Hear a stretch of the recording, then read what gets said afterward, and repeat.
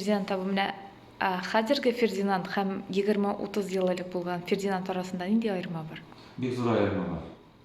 Кеше яши үзенә белеп калган, белмәй калган хаталарыннан нәтиҗә чыгарып, лагаеп, һәр нәрсәгә үз күзеннән карап, һәр нәрсәгә башка караш белән карый башлыйсың. Инде ашкынып нәрсәгәләрдер булдырам дип, ашкынып даулап чабулар юк. Хәзер чөнки минем эшем эшләнгән дип, алар бузган, туры бузган дип утыру түгел ул. Уже акыл беләнрәк, сабыррак карый башлыйсың һәр бер нәрсәгә. Эшне хәйлә белән эшләтәсең, Мөхәммәд Мәхдиев әйтмешли. Ул вакытта абынасын сүтенәсен чабасың, булдырырга тырышасың. Хәзер аны башкачарак кына да була икән ул эшләргә, җиңелрәк әйтеп эшләргә була икән. Анасын инде синең хәзер үзеңнең Фердинанд Сәләхов дигән исемең бар. Кеше башта үзе исемен эшли, аннан ул исем кешегә хезмәттә. Менә хәзер мин шул чорда. Сез көнче кешеме? Юк, гаҗәп, бик гаҗәп. Миндә бернинди көнчелек юк. Миңа Ходай Тәгалә шулкадәр күп бирде. Миңа трагедиялар да күп бирде. Һәм шуннан чыгу юлларын да бирде. Сәламәтлек тә бирде. Һәм ни өчен биргәндер дип уйлыйм, чөнки мин беркайчакта кешенең уңышына көнләшеп карамадым. Мин аның белән горурландым, миңа кызыктым, миңа рәхмәтемне әйтә белдем, мин аның яхшы якларын күреп, молодец дип әйтә белдем. Һәм һәр вакытта кешегә ярдәм итәргә тырыштым. Көнче булсам, хөсет инде ул. Хөсетле булсам, кешенең үзе өчен бик авыр. Миңа бик җиңел булды яшәргә бу якта, мин хөсетле кеше түгел. Сездән көнләшүчеләр? Булгандыр. Бу алар проблемасы, минеке түгел. Үзегезне 3-4 сүз белән ничек сыйфатлар идегез? Нинди сез? Начар кеше түгел. Әмма ләкин үзе өчен бик начар кеше. Бөтен кешегә дә ярарга тырышкан кеше ул үзе өчен начар кеше. Мин бер вакытта да юк дип әйтәм мин. Һәр вакытта кешегә ниндидер ярдәмгә ташланам. Бөтен кешегә дә ярдәм итәргә мөмкин түгел. Кай вакытта ул барып чыкмаска мөмкин, һәм шуннан соң син үзең битәргәсең.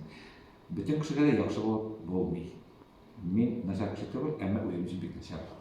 Менә сезгә авыр вакытта ярдәм иткән кешеләрне һәр вакыт исә тотасызмы? Әлбәттә. Минем бу иң яхшы сыйфатым. Мин беркайчан да яхшылыкны онытмыйм. Мин Ходай Тәгаләдән мине сынаулар биреп, шул сынаулардан алып чыгышты. Һәм кичкенә генә яхшылык эшләгән кешемдә, ягъни зур итеп кабул итәм, һәм шул кичкенә генә яхшылыкны зур итеп кайтарырга тырышам. Якын дусларыгыз бармы? Якын дусларым бар. Алар менә берничә генә. Менә шул әйтеп үткән бергә хезмәт иткән Фердинанд Чаллыда яши инде ул. Аның җәмәгате белән дә без дуслар, бик якын дуслар, без белән аралаштырабыз. Һәм Сабара районында бар югары утар акылга зәгыйфь балалар директоры. Ул бөтен дөньяда бердән-бер дип беләм. Чөнки аның ни узган вакытта, 80 ел юбилей узган вакытта мин аны алып бардым, сценарийлар эшләдем. Мин интернет аша бөтен дөнья буйлап эзләдем. 50 елдан артык, 52 микән, 53 елдан артык микән инде шул акылга зәгыйфь балалар йортының җитәкчесе директоры ул. Менә шундый кеше. Мин аның кичә генә сөйләштем, без аның кичләрен көн саен сөйләшәбез диярлек, аңа 82 яшь. Бар тагын шундый дуслар, менә бер кичкенә кеше. Дуслар күп була алмый. Алар теләсә кайсы мизгелдә миңа ярдәмгә килергә мөмкиннәр. Теләсә кайсы вакытта мин аларга мөрәҗәгать итәләр. Алар хәсрәт, минем хәсрәт, минем шатлыгым алар шатлыгы. Менә быел бөтен кеше өчен дә авыр ел булды. Менә сезнең иң зур уңышыгыз быел ирешкән. Ирешелмәгән әле ул. Ирешербез дип уйлыйм. 4 январьны көтәбез. Чөнки ел башыннан трагедия белән башланды бу ел. Мин 13 мартта bir туган апамны җирләдем. Без игезәкләргә үстек. Ул минем өчен бүгенге көнгә кадәр аңлап килмәгән килеш яшим.